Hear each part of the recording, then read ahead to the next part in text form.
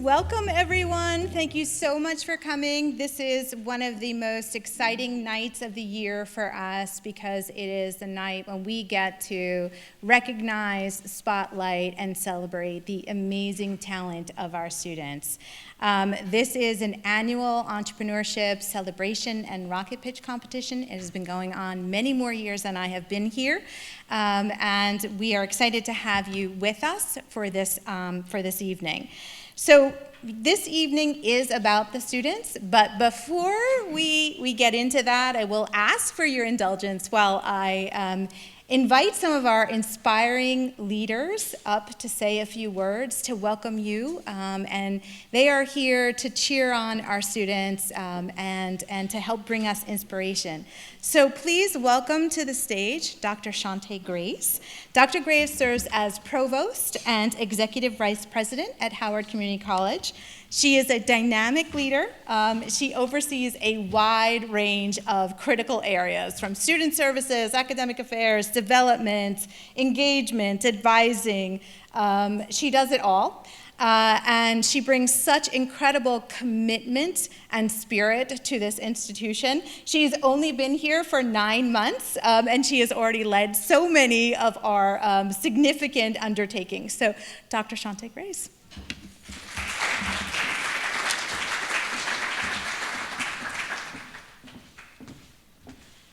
Well, thank you, Linda, and good evening, everyone. First, congratulations to the students.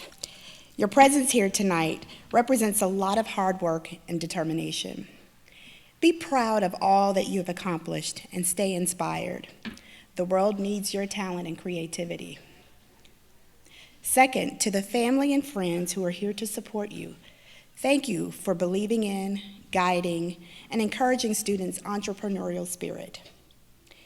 And finally, a big thank you to the many divisions and faculty and team members who have made this event possible, including our generous sponsors, the Rotary Club of Patuxent, represented here tonight by Robin Thomas, and the Joss family, represented here tonight by Kathy Joss. Please give them a round of applause. Now it is my pleasure to introduce Dr. Ty Stone. Dr. Stone serves as the Interim Vice President of Campus Services and Chief Financial Officer. In this role, Dr. Stone oversees the college's budgeting and procurement, facilities management, and auxiliary services portfolios. In other words, she's the lady with the money. She's a veteran of the United States Air Force, and Dr. Stone's career has been guided by a spirit of service, which she continues, and we're so delighted to have her here at HCC. Please join me in welcoming Dr. Stone to the stage.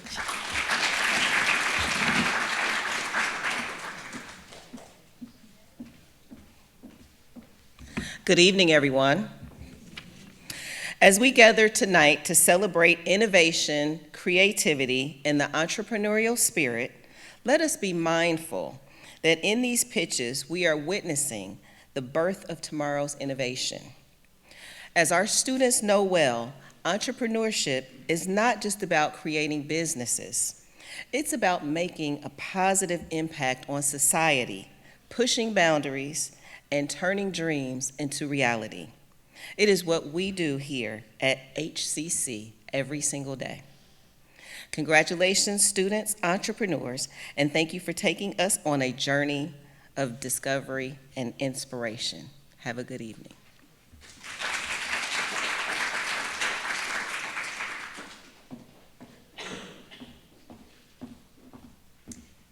Thank you so much, Dr. Grace and Dr. Stone. Before we go on, there are more people to thank.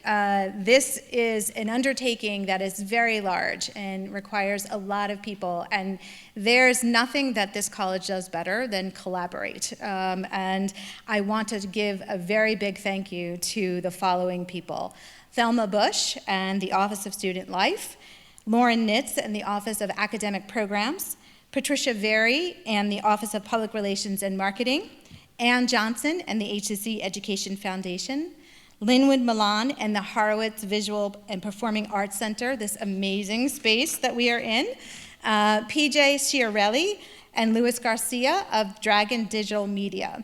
I also want to give a heartfelt big thank you to Pam Eisnes, who is with the Office of Academic Programs.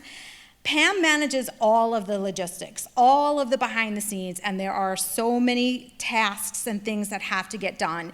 She is expert in supporting, in navigating, in supervising output, in connecting. She corrects problems before we know they even exist. She corrects them after we make them, and we apologize. She just knows how to do it all, and we could not do this without her. So, and she does it, I will say, with the loveliest, gentlest spirit. Like, she never actually loses her patience. Dr. Willis sent out an email on Administrative Professionals Day, and one of the things that struck me in that was just how true the statement was, that we have all of these support people with us, these administrators that are with us and doing all these tasks, and when we are frenzied, when we are like crazed out of our mind with all the things we have to get done, they somehow know how to be calm and steady and just keep us on course. So their work is tremendous. Another big thank you goes out to the Dean and Associate Dean of the Health Science and Technology Division, of which business is a part. Thank you so much, Dean Aaron Gurin and Dr. A. We really appreciate that you are always supporting us, you are always there for us when we have questions, and you don't let business get lost in this really, really big division. So thank you so much for doing that. And then finally, I will be presenting to you tonight's Master of Ceremony, who is Helen Rose. Helen is a serial entrepreneur. She is a master adjunct professor, and she is the coordinator of HCC's entrepreneurship program. She is really the heart and soul of this program. She is tirelessly not only teaching, but she's developing courses, and she's revising curriculum, and she's organizing workshops, and she's bringing in speakers. And what makes this all the more remarkable is that she is a part-time faculty member. She is also this year's recipient of our division's part-time inspiring faculty member. She has provided so many opportunities for all of us, our students, our faculty, our team, to grow and to learn. Helen, thank you so much for your exceptional leadership and for being a beacon of support for all of us. And then finally, the moment we are getting ready for, and that is to welcome our student presenters. And my words to you are just, come up here, have fun with your presentation and your pitch. Know that you have already won by being here. Be brave, try to calm those nerves, and we are already so proud of you. So, without further ado, Helen.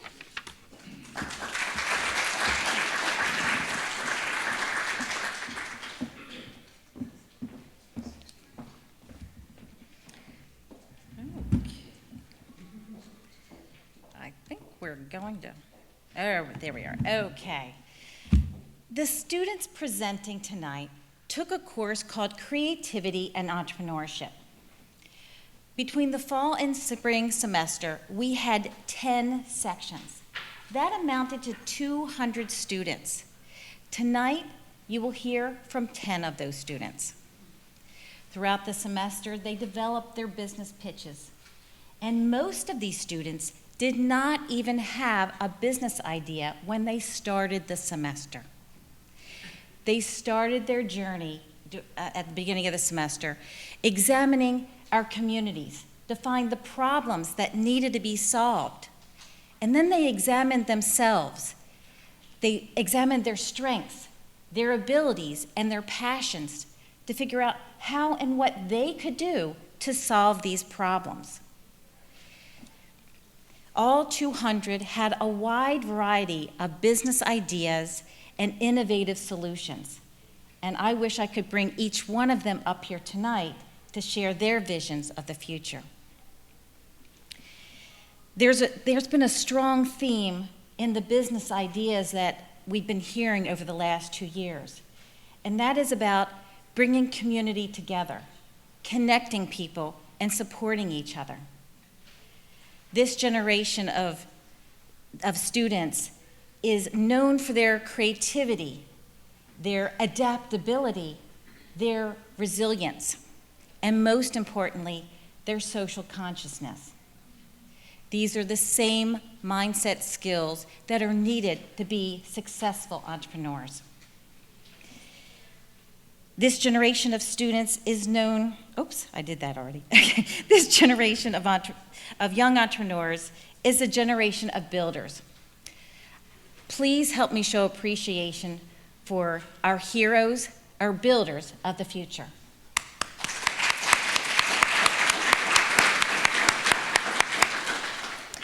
So, as we get started tonight, I want to quick go through the agenda so you can see how things are going to flow.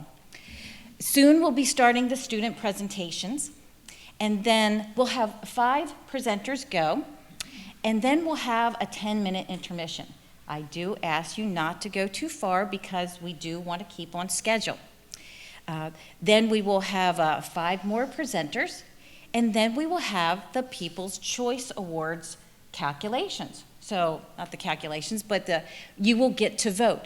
So at that time, I want you to vote for your favorite pitch. So you have programs, and you can take notes in there as to which one is your favorite, and that is your time to vote. Then we will hear, while we are calculating the scores that the judges have submitted, we will hear words from our supporters. And then we will get to the award ceremony. So that is the flow of today's evening. We were blessed to have some 6 very seasoned business professionals and seasoned entrepreneurs be part of our judges panel. I will highlight each one of these judges throughout the evening. On to our scoring. So we score based 45% on content, 50% on delivery, and 5% on use of time. Our awards. So first place is 1,800, second place 1,400, third place 1,000, fourth place 800. The top 4 awards are sponsored by the Rotary Club, and they've been sponsoring it for several years now, and we're very appreciative of their sponsorship. The People's Choice Award, which is 400, is sponsored by the Giles family, so we appreciate their sponsorship. The Betty Noble Award, I will tell you more about that during the award ceremony, but that is a $500 award. First up tonight is Jose Guevara with Fictitious Muses Clothing.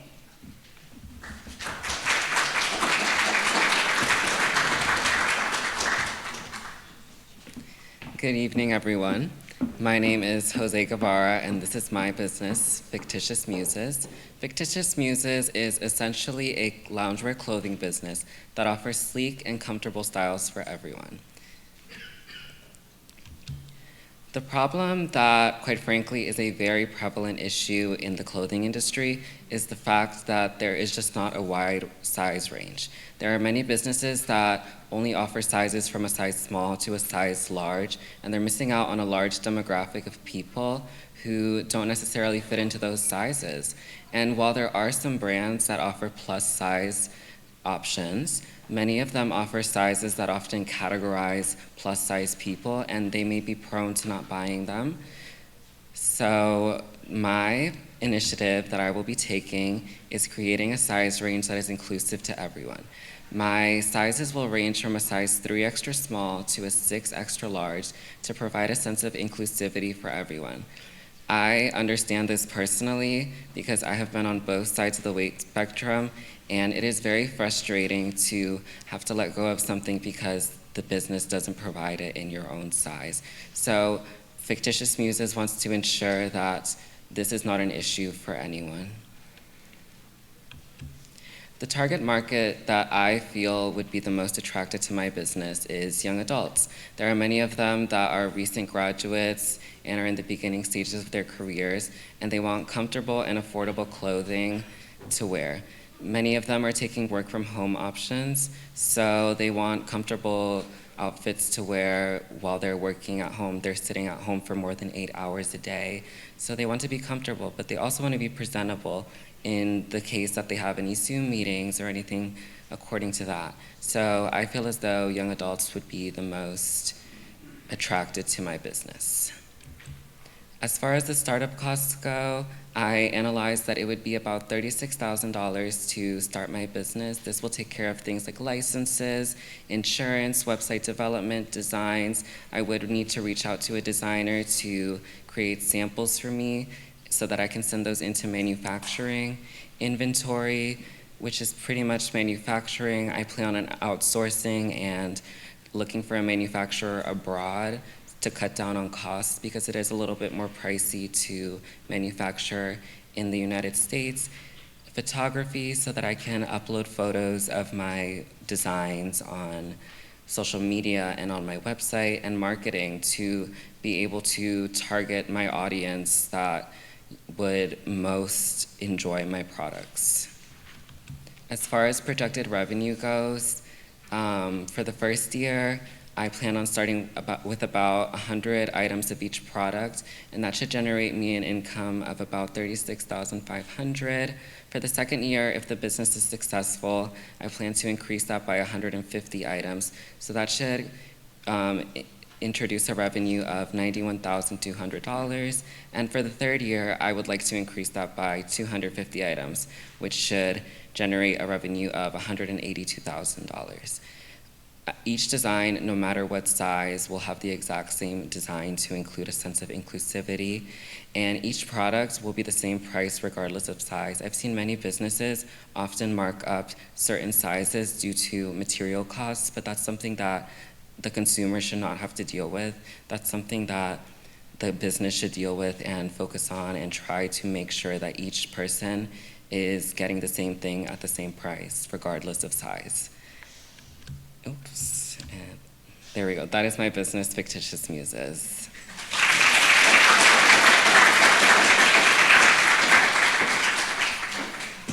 At this time, I want to highlight two of our judges. We appreciate their time. The first one I want to highlight is Calvin Abrams. Calvin is the author of Get Uncomfortable or Change Course. He's the founder of Tiki's Playhouse, as well as K9 and Coffee, and also owns a fitness club. In his book, he shares not only his wins as a business owner, but also his failures to help readers learn from both. In the spirit of his mantra, learn, earn, and return, Calvin inspires and teaches new and aspiring entrepreneurs to achieve their dreams. Thank you.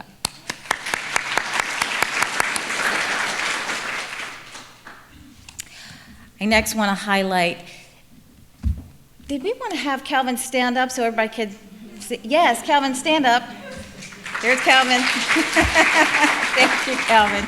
Okay. Next, I want to highlight William Krumka. He is the founder of Safe Drum Handling Company. Will is an entrepreneur with a career spanning 36 years in developing and selling innovative products. From a computer cleaning product line that was acquired by Gillette Company to a distributorship of ergonomic materials handling equipment with clients like 3M and Moderna. Additionally, he serves on the board of the Oakland Mills Interfaith Center and chairs the Meeting House Art Gallery in Columbia, Maryland. Thank you, Will. Could you please stand so everybody can?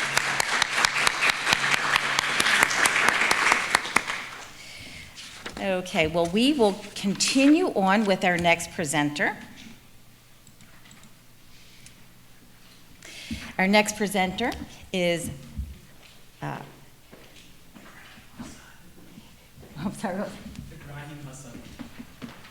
Ibrahim Hassan with Glass Graft.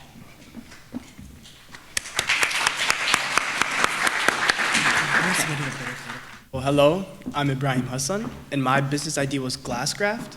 Glasscraft is a phone screen repair kit. So, why phone screen repair kit? Imagine this. You're out on a walk. The sun is shining like today. It was too hot though. The birds are chirping, wind is blowing, flowers blooming. It's a perfect day and you feel a sudden buzz in your pocket. Now, it could be an important message, so you go to pull out your phone and shit, it falls. And it's cracked. Now you're out $100, day's ruined, and you gotta waste your time driving to the store. Who knows how long they'll take to get your phone fixed, and then again, you're out $100. It's not a small sum. Now, why waste your time like that, be inconvenienced to drive to the store and get your phone fixed like that? Instead, you should get the Glasscraft. The Glasscraft is a resin-based phone repair kit, and all you'll have to do is wipe your phone screen down and inject the resin in, just like a windshield crack repair kit. Now, why trust me? I've grown up with smartphones. I remember my parents giving me their bar phone for Pac-Man and them coming back with the new iPhones and trying to figure out how to use it. Before, you could just buy a new phone screen off eBay, undo 2 screws, switch the screens on, and bam, your phone's fixed for what, like $50? Now with all this waterproofing, water resistance, they put stronger glues. If you try to replace the screen yourself with some unofficial screen, they'll limit the features on the phone you already paid for. Now, what does GlassGuard do? We produce the GlassGuard repair kit. It's the DIY phone repair kit again. Just inject resin to the phone screen, wipe your screen down before that, and you're good to go. Easy to use, and it helps avoid the softer locks I mentioned earlier. If you try to tamper with any of the stuff inside the phone, it can create those softer locks that would disable, like if you have an iPhone Face ID will stop working if you change this phone screen yourself without the official technology or an official screen. And it's just a huge hassle. We avoid that by simply patching up the old screen. Our product is also eco-friendly. Instead of throwing away your old cracked scene and making our landfills even bigger, you're simply patching it up and you're saving the earth, basically, yeah. You're saving the earth. Now for the numbers. In 2018 alone, $3.4 billion was spent on screen repair. And that was only when 66% of Americans had a smartphone. In 2024, more than 90% of Americans own a smartphone, so that number has nearly doubled. And in this year, according to PhoneGuard, it's a phone insurance company, on average, Americans alone break 2 phone screens a second, which adds up to more than 50 million, nearly 60 million phone screens a year. So there's just like a huge market of people paying $100, $200 for phone screen repairs. That's ripe for an undercut. Now, my product, right now the manufacturing cost is $830. As we scale more and start selling more, I can easily reduce the manufacturing cost to $6.10. And then we'll sell them for $20. Now, while the manufacturing cost is $830, estimating a lifetime sales of $2,500 over 3 years. Worst case scenario, profit margins will still be over 50%. Now, I have experience in Excel and accounting, so I understand where the money is going. I'm the one who had to calculate all these startup costs with insurance and product costs for all the material I need. And I also have the passion and the ability to make this happen. I remember I played this musical game with my friend where you have to time the notes and the piano keys with the music. He'd always do better than me, but I beat him in this one song. And that's the only song he still hasn't beat me yet on. I played that song for 7 hours straight afterwards just to perfect it, to make sure he'll never get a higher score than me, and he still hasn't, so it was worth it. Thank you.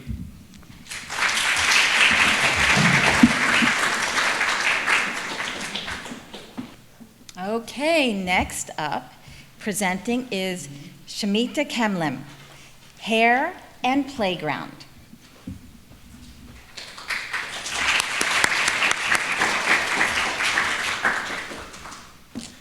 Hi, how are you doing today? I want to tell you a story.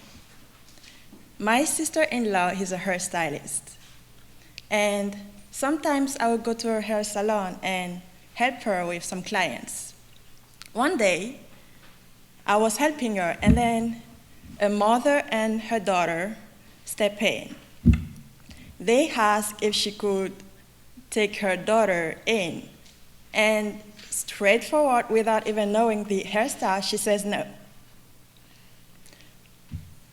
We have to face it. Many parents who have kids with 4C type hair struggle to get their kids' hair done. And why is that? They do not have enough money. going to a hair salon is expensive. For the ladies who are here, you can testify. The cost of hairstylists are high. Kids do not like sitting still for a long time. Kids like to play. They like to run around and do their thing. So sitting still will not allow hairstylists to do the kids' hair. A hairstyle that they could have done in an hour would take maybe 2 to 3 hours. And they don't have time. Parents don't have time. They spend most of the time working. And if they have a little spare of time, they would prefer to create memories with the kids. Now, this is a part where my business stepped in. Hair and Playground. Hair and Playground is a social enterprise. What we offer? We offer customized hairstyle to kids. We offer service with affordable price. We offer friendly space for kids to play and learn. Sometimes parents, most of the time it's the mother who brings the kids, the daughter, to get their hair done. So they get bored sitting still and watching their child. Sometimes they even argue with the kids because the kid is fighting and the mother is on the side telling the kid, please sit still so we can do your hair, you will be pretty. But what we do in Hair and Playground is that we allow parents to interact in a friendly way with the child. They can even offer to help do the kids' hair. So this creates a comfortable environment for both parents, child, and the hairstylist. Now, my target market is mostly parents who have kids with 4C type hair, but we can take in any client who would like our business, our service. The estimated cost of my business range to $500 to $175. Sorry, I'm gonna say it that way. And as you can see, it doesn't cost much. And why that? Because I have applied the strategy of reducing costs, which means that I use my basement as a location. This is safe environment because it's in a warm home. Kids can play around, they can play. And as we offer those space for kids, we offer them books, we offer them toys. Most of those books and toys would come from the library. We could ask libraries to lend or donate books. We can ask parents to donate toys or lend if they wish. So those are the strategies used to reduce the cost of Hair and Playground. Now, thank you for your attention. This was my business.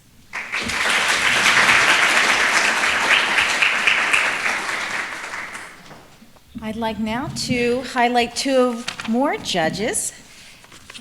First, Ivy Gales, Senior Business Development Representative with the Maryland Department of Commerce.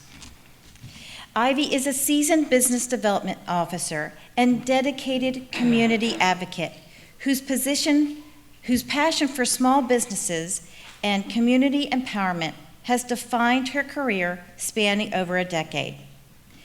Ivy brings a wealth of experience and steadfast commitment to fostering economic growth and prosperity in Maryland.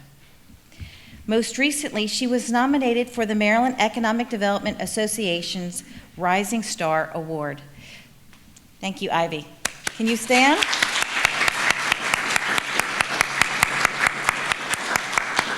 Thank you.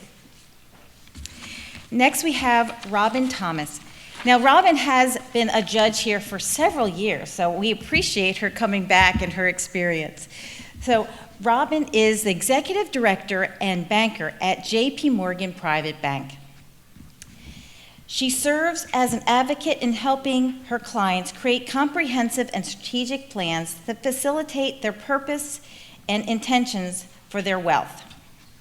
Robin is highly recognized among professionals in her industry, and the Daily Record named her one of 2020's top 100 women in Maryland. And in 2023, Forbes recognized her as one of the top women wealth advisors, best in state, and top wealth advisor, best in state. Thank you, Robin. Please stand so we can recognize you.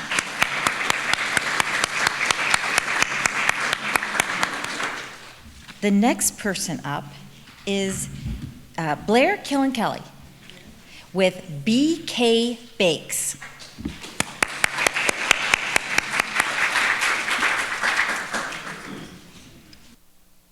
Kelly, and I'm from Baltimore, Maryland.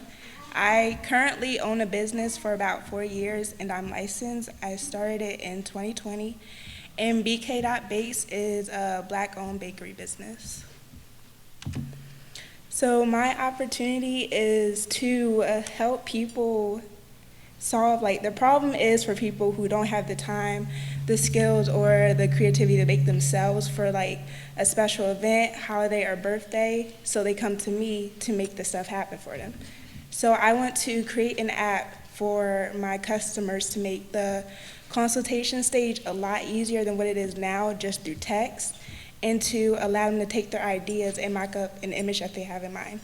So for instance, in the two pictures, you have what the customer wants, and on the right, you have what the customer gets. This was actually a picture that somebody sent to me, and on the right side was a cake that I created for them. So within the app, I want them to be able to create the cake that they want instead of just taking a picture from Pinterest and saying, can you make this? And sending all these pictures, can you take this cake and put it together in one? Just create the cake that you want all in one app. So the next slide. My market is anyone who lives in the DMV who's looking for a baker and a treat maker. And this can be for a baby shower, a birthday, wedding, a special holiday, anything that you can think of. And the difference that sets me apart from other people is that I'm available 24/7. You can contact me at any time and I will respond within 24 hours. And with the app, a lot of people don't have an app to where customers can curate the image that they want and have somebody make it for them. So my competition is other local business owners and private chefs, bakeries, and grocery stores. But with my app, I can get more clientele and I can provide excellent customer service and easier customizations. So my business model, I will have a subscription within my app, $20 monthly, which is going to be limited access, and $30 monthly, which is going to be full access. And my startup cost is about $10,000 to $50,000 just to get started with appliances, boxes, packaging, and labeling. And marketing is going to range from $300 to $3,000, and it's to promote my stuff on Instagram, social media, TikTok, Twitter, Facebook. And in order to create my app and website, I want to have about $10,000 plus to get it started up in order to make a profit each month. And the reason why I think this will be successful is because people are always looking for desserts. It's never going to go out of style. Someone always needs somebody to help them out for a special occasion, and I feel like I can be the one for them whenever they need me. And that's my presentation.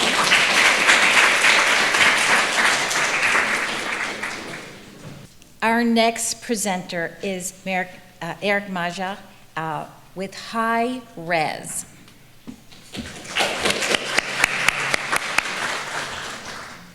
Good evening, ladies and gentlemen. My name is Eric Mejia, and this is my business pitch for High Res.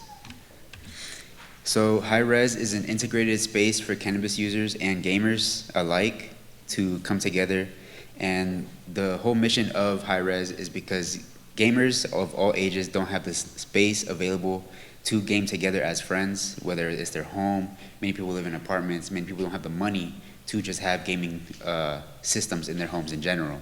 So gaming centers is a larger thing in the West Coast, but it is a growing thing all around since the pandemic because many people have become gamers since then.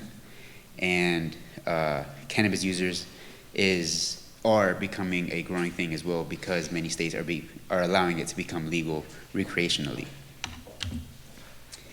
So how am I looking to solve the problem of cannabis users and gamers alike? By providing a safe and welcoming space for both parties to come together, socialize in a legal and safe environment, and control it obviously as well.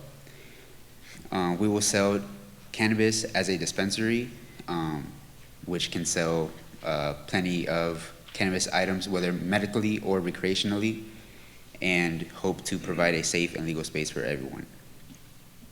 Now, in the market of cannabis, it is one of the most used drugs, with over 43 million Americans reporting use of it over the past few years. And surveys found about 54% of these users are gamers as well. So it's a very large number of both parties that do this, that can fall into this category, sorry. However, products that include cannabis only show a 0.02% of marketing with games or video games or esports. So it can be done a lot more. I didn't press that. Okay. So, did I press that? Okay. Who are we targeting? We're targeting adults who are aged 21 and over, mostly aged 21 to 35, because those are the people who are allowed to do so in states like Maryland, California, New York, and a few others. Our target demographic are obviously individuals who are from various backgrounds, locations, but have an income for both of these activities, because many families don't have the opportunity to do so, and obviously for legal reasons, kids cannot be around this.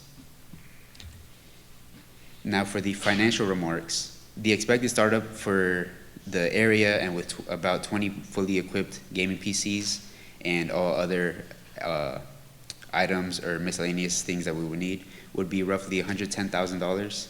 The initial licensing fee for a dispensary is $5,000 with the annual fee. It used to be $40,000. It is now $25,000 every 5 years. The sources of revenue will include obviously the sale of cannabis and cannabis items, and an hourly rate of $8 to $10 for players to use the equipment and to game. And okay, so the average dispensary makes about $4,000 to $6,000 a day, or $120,000 to $180,000 a month.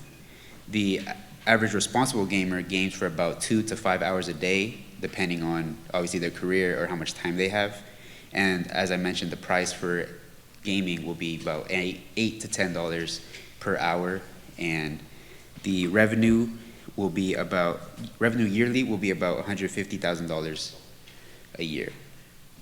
That's $150,000 a month. First yearly projected revenue will be $1.8 million. And that is all I have. Thank you.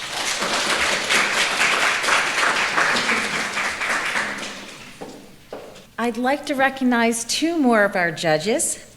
The first is Linda Ostovitz, Legal Operations Chair of Offutt and Kerman and President of the American Academy of Matrimonial Lawyers, the Maryland chapter.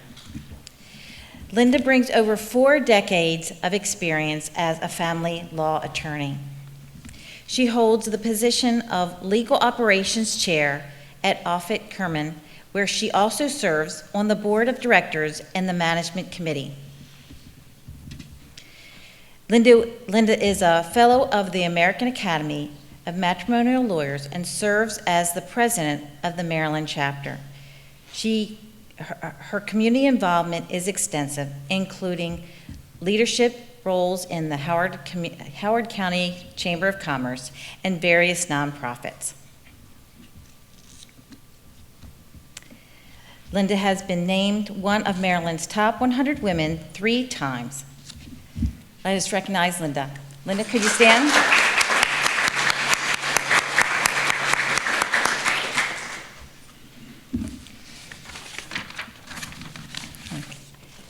Next, I want to recognize Suzanne Cavanez.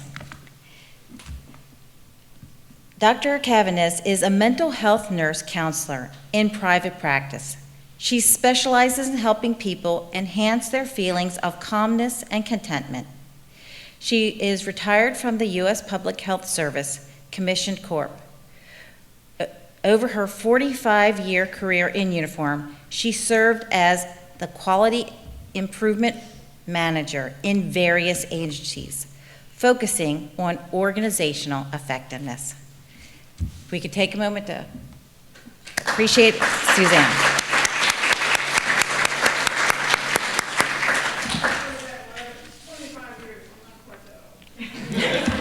Did I switch it? Sorry. Okay. I would also like to recognize one of the Board of Trustees, Fila Sola Carter. I want to thank her for attending this event tonight. Could you stand so we could recognize you, please? Thank you.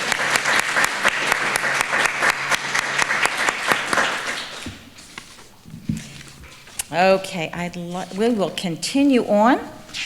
Our next presenter is Ivy Scott with Spirit Leads Success.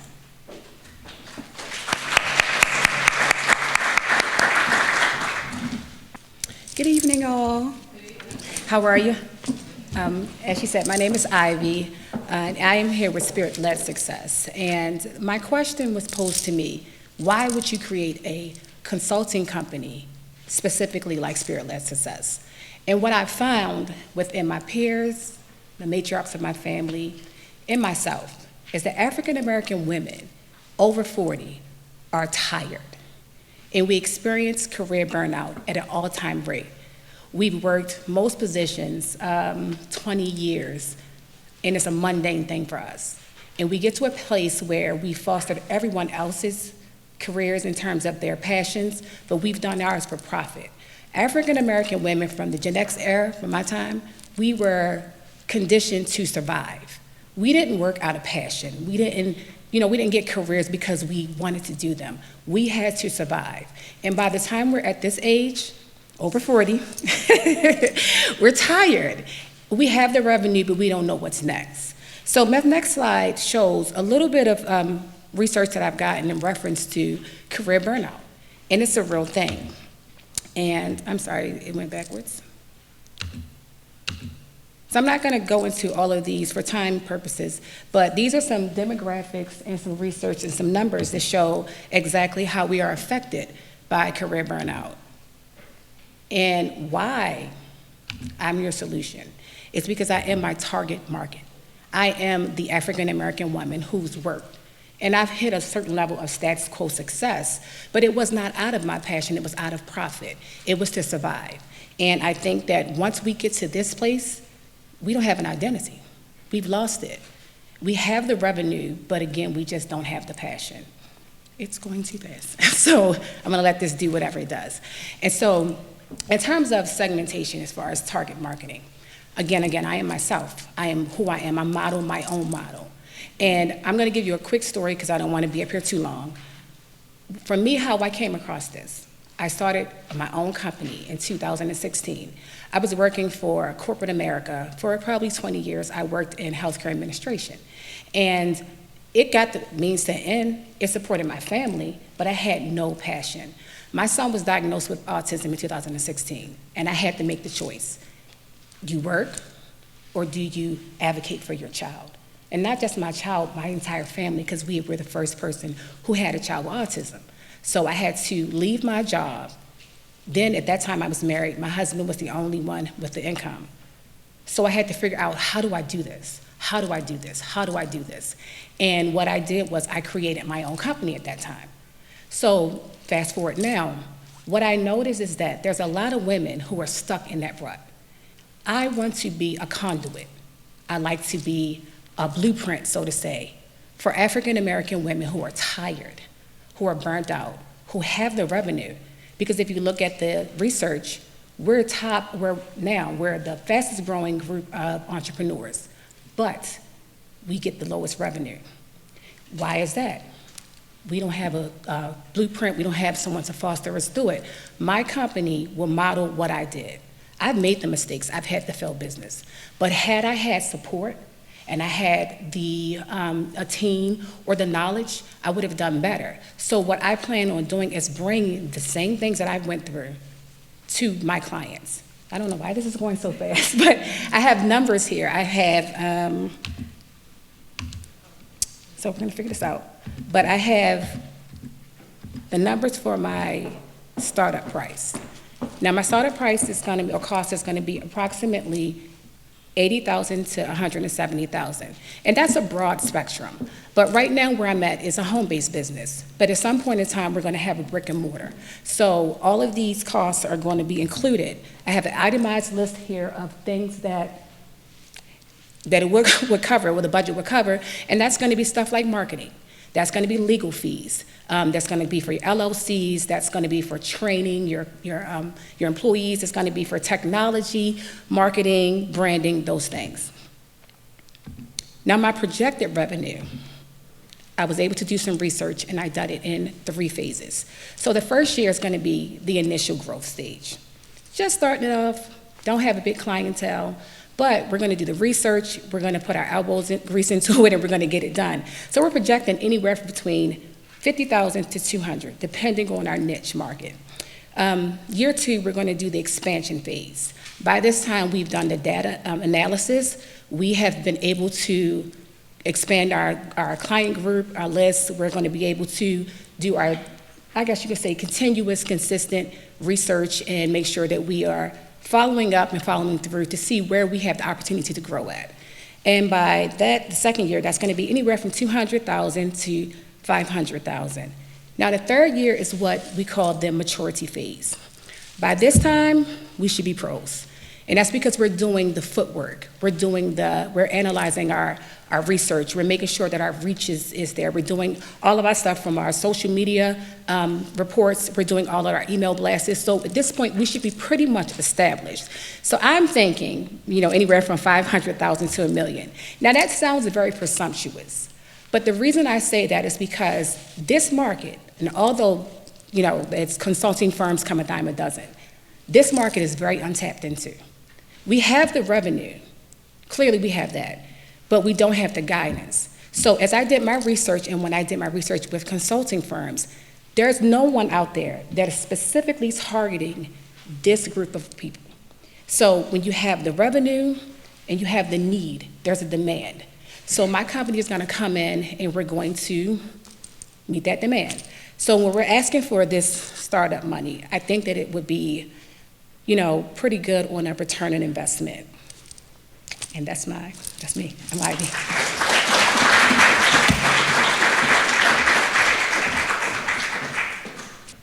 All right, so our next presenter is Tiaba Sheikh with Emotional Strength Studio. Tiaba?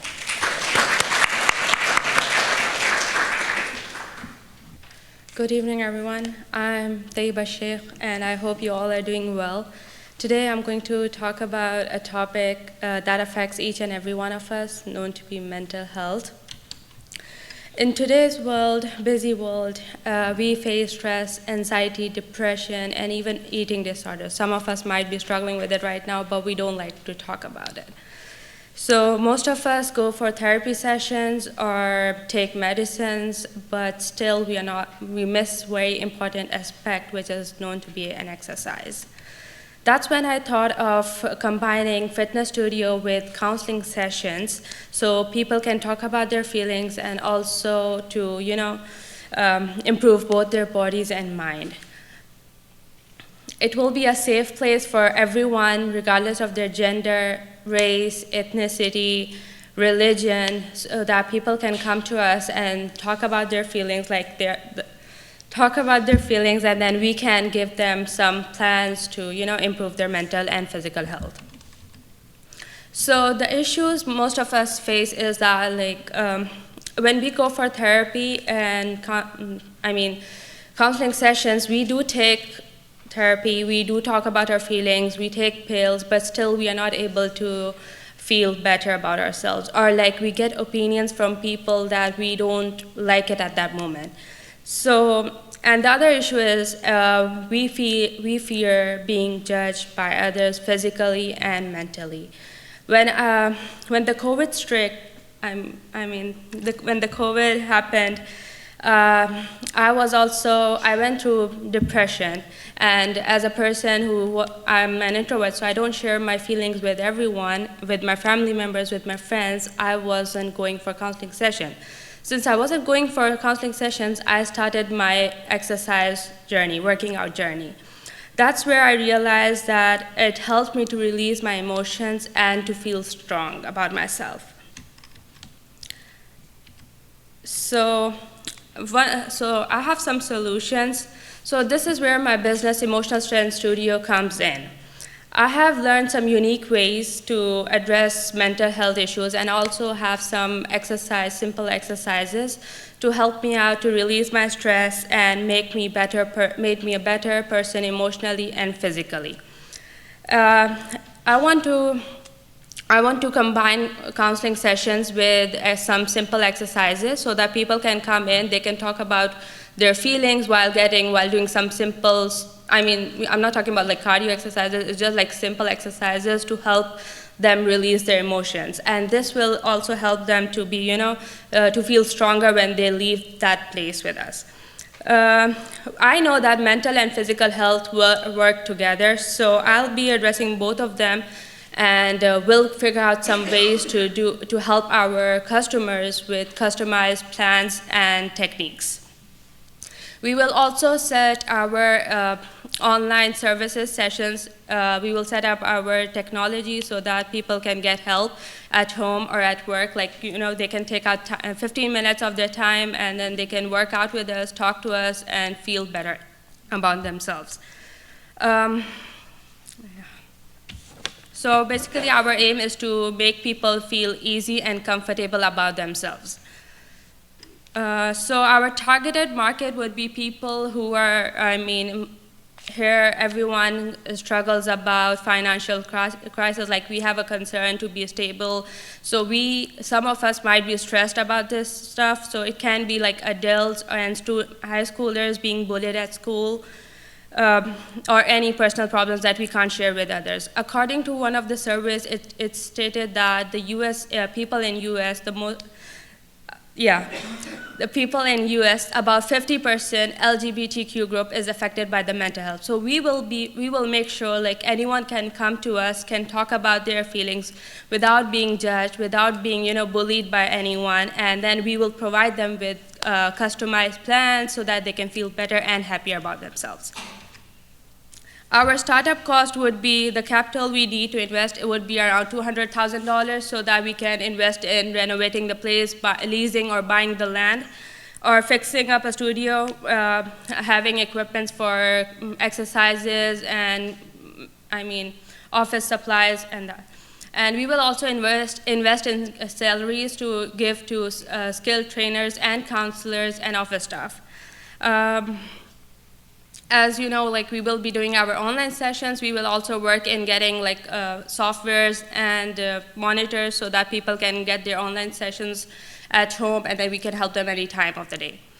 The last one is advertising and marketing. This is very important for us, and we will invest in ads and social media so that everyone can approach us from anywhere in the world. So for the revenue projections, I have estimated around $300,000 for the first year. So it's because we will be able to build trust, our clients' trust. And second year it would be around $400,000 to $5,000. $400,000 to $500,000. And the last year third year would be around $600,000 to $700,000. As after 3 years we will become a popular place for people to come in and talk to us. So I feel like Emotional Strength Studio is ready is ready for success, and I believe like having a dedicated team and instructors to help people around, we will be able to make a positive impact in our clients' life. Thank you so much.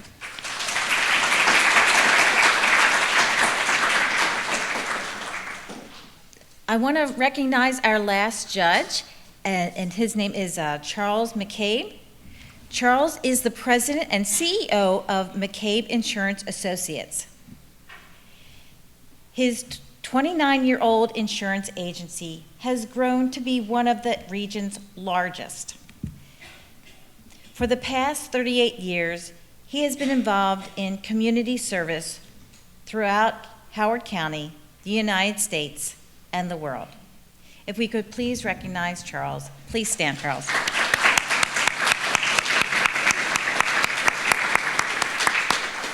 Actually, today is the 39th anniversary, not 29th.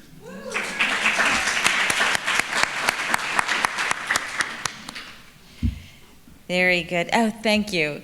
So our last presenter is Sarah Tuck with the School of Polyglots.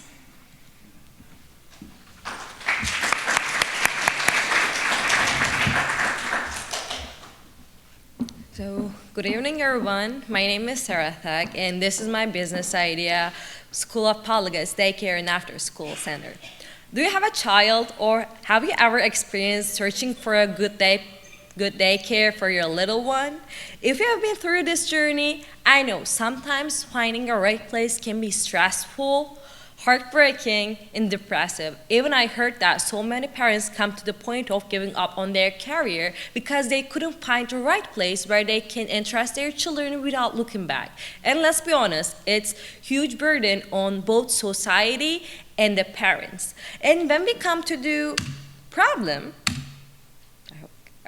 actually spend a few hours in a daycare should be enough to see all the red flags.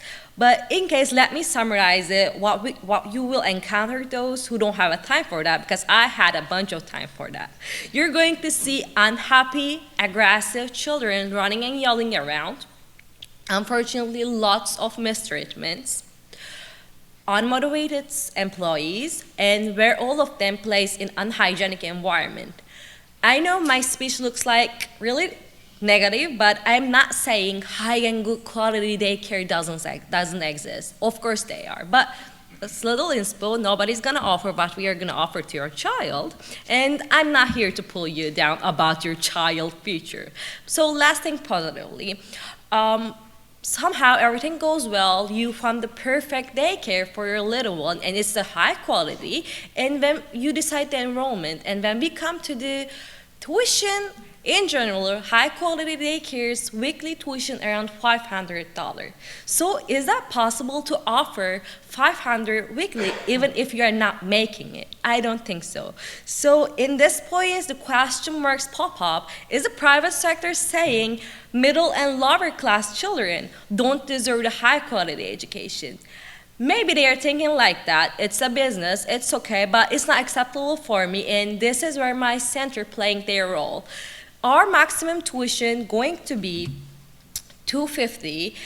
We will be there 12 hours a day, 6:30 to 6:30. And one more thing, as you can see, my accent's still thick. I started English after my 18, and I'm still working on it, obviously. I wish I had to listen to my elders when I was growing up in Turkey, but because I grew up constantly hearing one language, one person. In Turkish, bir lisan, bir insan. That means the more language you know, the more you will able to connect with the world. So today we are living in the melting pot, United States of America. Do you know how many languages spoken on this land? Or do you know how many languages known by upper class Americans compared to middle and lower class Americans? Please think about it. So, well, we all know that extra language is important in lots of fields, socially, academically, even in a job position, if you're seeking for a promotion. And this is why I created School of Polygons. Based on that, our mission is supporting your child from the beginning in their life and education journey. And we're offering to your child the best, at least one additional language with native speaking teachers, monthly member family events, affordable prices, discounts available on your budget, comprehensive approach to childcare, and safely, lovely, free, nurturing environment. And when we come to the numbers, statistic, our target market is especially 25 to 30 years old parents, because when we see the statistic birth rate among those aged women remain steady over the past decades, and this has shown that there is a constant demand for the child care. And as you can see, we have a females in the workforce with the children data and a bunch of that over there.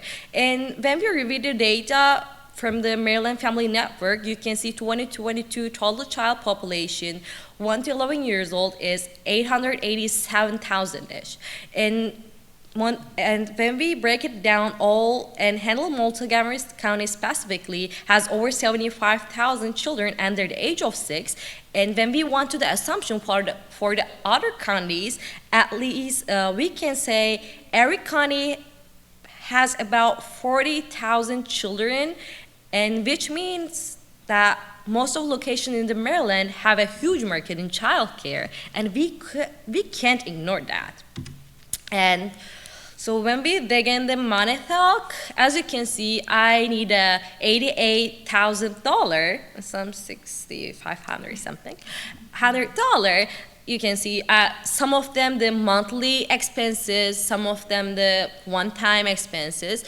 Our monthly revenue seems like $39,000 because I assumed our revenue based on 39 students, depend on the ratio, 8 staff who are native speakers, teachers, and 8. And when we look at the yearly revenues, it seems like $468,000, and 3-year net revenue after the expenses, $351,000. I know the numbers does not seem huge to you, but I want to say that we are educator, not a trader. So, and I'll give you promise, I'll give my teachers more than the other daycares for their motivation and our student happiness. So thank you for everybody listening to my dream business.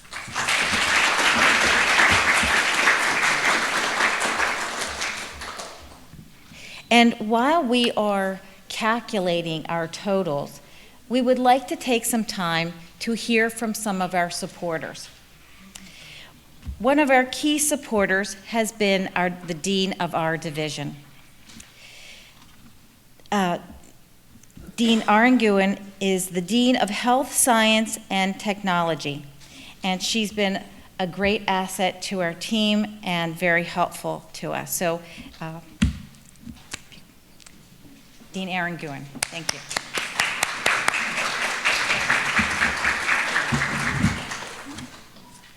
Hello. So yes, I'm Christiane Aranguin. I'm the Dean of Health, Science and Technology, which includes business and culinary arts and engineering, and it's just kind of this monster division. I'm so excited to be with you all today. I do get the chance to speak every now and then, and I know I've already had my associate dean go, please don't do this, and I'm not going to do it. But I used to be a math teacher, and so one of my fun things is to give a math pop quiz to people, but I will not do that to you today, so you're off the hook.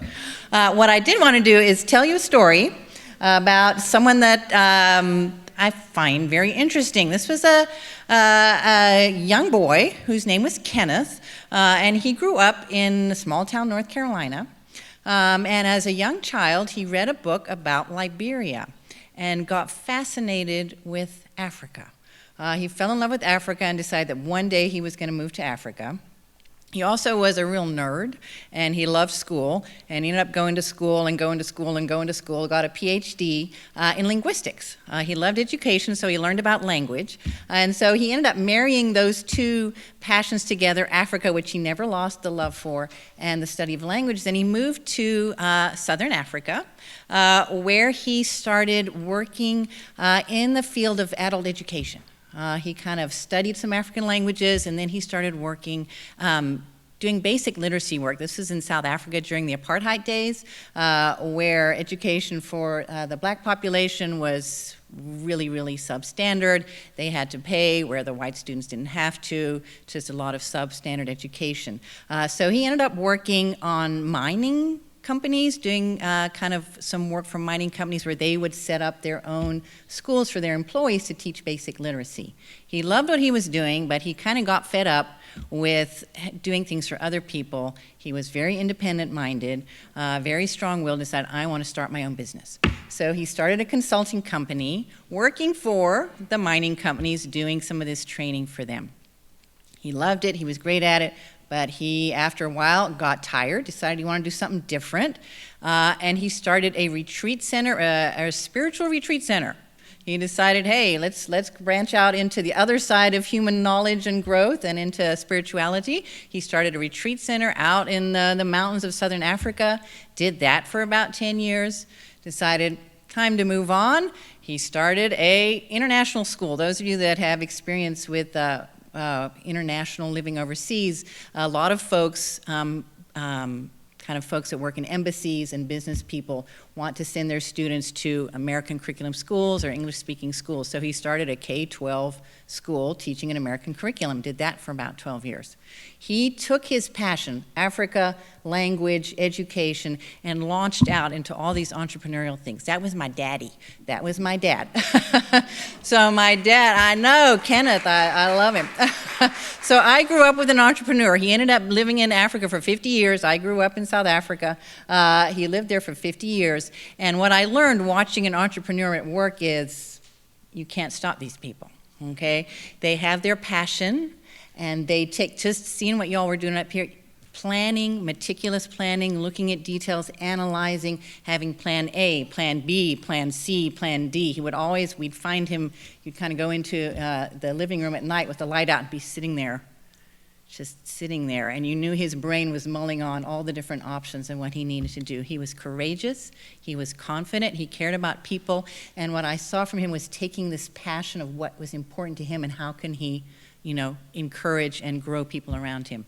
As a child growing up around him, I want to encourage y'all, your families will benefit from this heart, this passion, this drive that you have. Seeing that gave me such confidence to know that I, in my uniqueness, there's something for me, okay? I can take these different aspects of who I am and be something and do something nobody else has done before. I was not afraid of adventure, okay? Seeing him do that and launch things. I've lived in Asia for ages, didn't scare me. I got to see my dad doing it. And I also learned that you can start one path and you can change, okay? You can do something wonderfully, and then something else comes along and you can shift gears. And I just want to say to you, keep doing what you're doing. You're benefiting, your family, your community is benefiting from what you're doing. I'm so grateful, I'm so proud of you.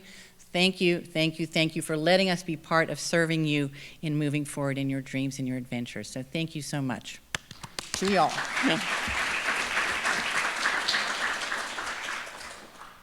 Thank you so much. That was very wonderful because I loved how you worked in that, how we are inspiring family members. And I think that's important, whether we're inspiring our children, our siblings, even your parents. You never know who you are inspiring, and I must say that all of you have inspired me greatly. Next, I'd like to thank the Joust family. The Joust family has been supporting, is the sponsor for the People's Choice Awards, and they have been very supportive in many ways to HCC over the years. Stephen and Kathy Joust, they are the owners of the Vertical Connection for over 40 years. And you know, they do the blinds and that kind of stuff, so they've been around for 40 years, very much part of the community here in Columbia. The Giles family has supported HCC in many ways over these years. Stephen Giles was on the Board of Trustees for several years. I would like to recognize Kathy. If you could stand so we could show our appreciation. Thank you, Kathy.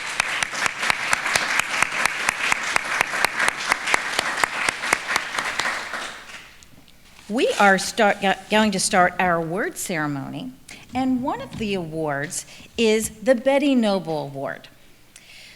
The Betty Noble Award is not based on the pitch, but actually based on the character of the student and their how they show the entrepreneurial spirit. So the Betty Noble Award honors a student who embodies the qualities and attributes of Betty Noble. She was the former business dean and director of the Center for Entrepreneurship and Business Excellence. She passed away in 2021. Her leadership and guidance is remembered by students, faculty, staff, and the business community. Betty's entrepreneurial mindset was a model for us, and thus this award goes to the student who demonstrates initiative, flexibility, adaptability, resilience, recognizes opportunity, challenges barriers, draws on college course learning, and takes dedicated steps toward progress. This year's award goes to Audrey Burlingame.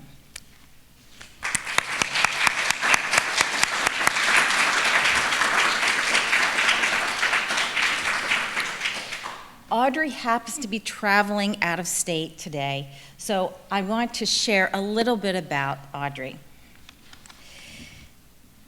With a foundation in the arts fueling her entrepreneurial journey, Audrey harnesses creativity to craft innovative business ideas, overcoming obstacles with a blend of resilience and strategic thinking to improve profitability through multiple revenue streams.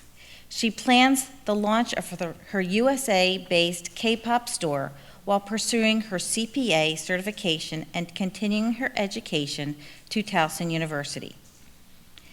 Beyond her own ventures, she guides fellow students in honoring their entrepreneurial visions, embodying mentorship in the pursuit of business excellence. We could acknowledge Audrey again, please.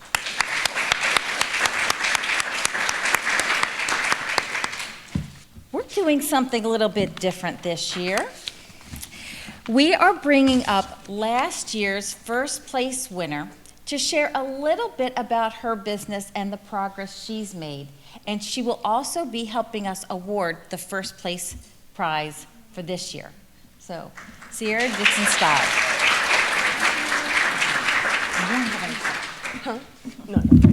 Hi, everybody. My name is Sierra Dixon Stiles, and I'm a licensed esthetician and a business owner, and I'm also a employee and a student here at HCC. Through my business, Natural Obsession, I provide full-body waxing services and customized facials to my clients. Prior to running my business, I worked at a spa in Pikesville, Maryland called Reinvent You Spa and Wellness for about 1.5 years. And I am located currently at Beyond Royalty Beauty Bar in Jessup, Maryland. I do also provide the express facials here at the Wellness Center. My last session is on May 9th. They are 30-minute express facials to all students here from 1 to 3 p.m., so hope to see you there. Since winning the Rocket Pitch last year, I opened my business on October 16th of last year, to be exact. And we've been rolling ever since. It's definitely been a journey these past 6 months, but HCC has been a great resource for me. HCC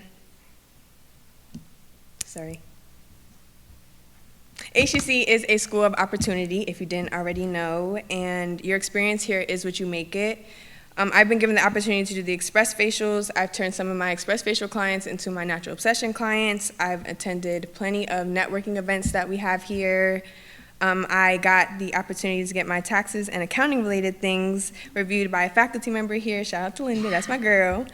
And I also got a lot of knowledge clearly with the classes that I've taken within the entrepreneurship and business department. Speaking of opportunity, I did want to give 4 little pieces of advice.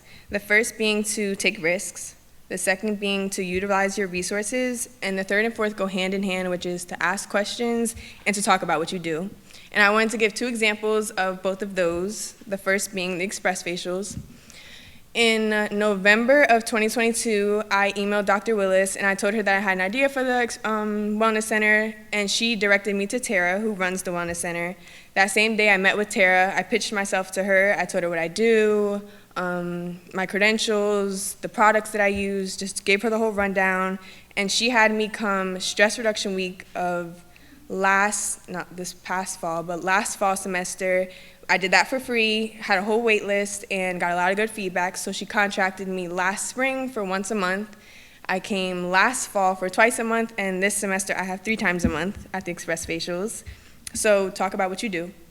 And then the second thing was when it came to my taxes and the accounting opportunity, there was an entrepreneurial event that was hosted last spring, I believe it was, and during the question and answer part, I asked a question of, this was last semester. I had just opened my business, I believe it was the first week, and I asked them what they would suggest or recommend when it came to finances. I had no idea what I was doing, and I got my connections with Linda, who helps me with my taxes. So ask questions. The 2 things that I do want to leave you with are, once again, your experience here at HCC and in life is what you make it. And then 2, closed mouths do not get fed. And the last thing I want to say is good luck and good job to all of the presenters. Congrats. And I do have a table outside. There are little goodie bags. If you have any questions about my business or the Express Facials or just anything you want to connect with me, I will be outside after this. Thank you.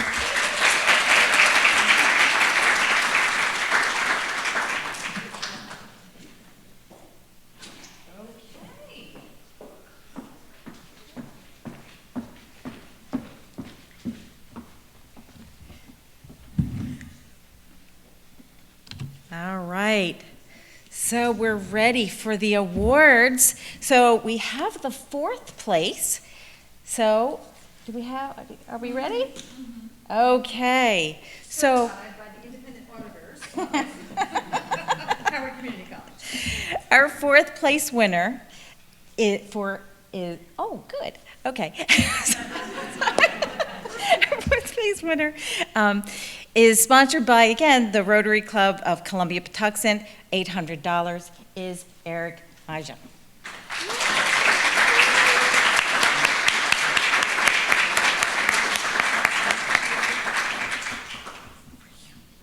What do we want to do? You should do a picture.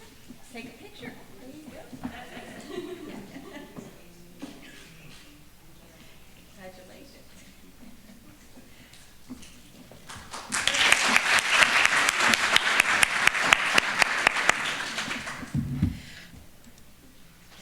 Okay, our 3rd place winner, again sponsored by the Columbia-Patuxent Rotary Club for $1,000. The winner is, we're finding the right check.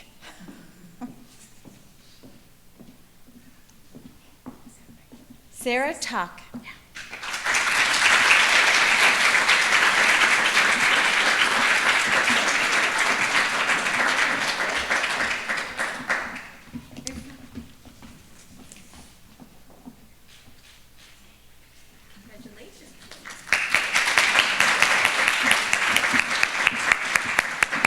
Oh, this is so much fun. So, okay. Now we're on to 2nd place for $1,400. Ibrahim Hassan.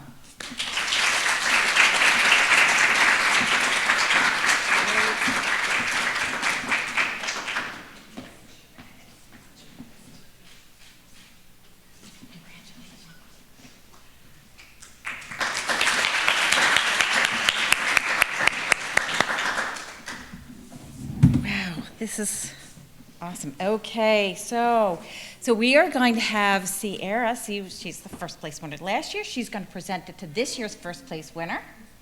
So the winner is, I don't even know. I have to, oops, sorry, let me get back. Is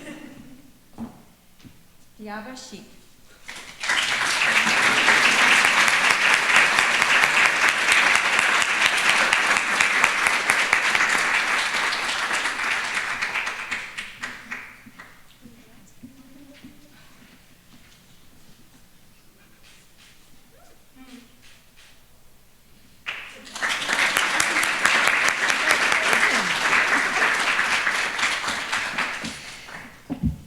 So we have the People's Choice also? Do we? Okay, good. I'm glad you got your votes in. Oh. So the People's Choice Award goes to Sarah Tuck.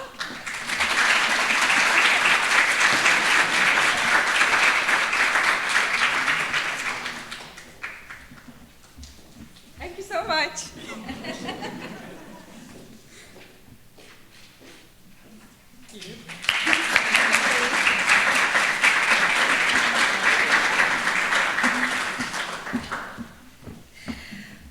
Okay, so, at this point, we are finished with the awards, but I want to thank the judges, I want to thank the students for all their hard work, everyone who worked on this event, the faculty that supported us, the faculty that is here, the friends and family that are here, and of course the Rotary and the Giles family. So thank you all very much. Please make sure that you fill out the evaluation form. I would also like to invite everyone, all the students who have taken the Creativity and Entrepreneurship group to come up. We're going to do a group photo. And of course, the winners stay longer so that we can do more group photos. Family and friends, if you want to take photos, please take that opportunity. So that concludes our event. So thank you all very much for attending.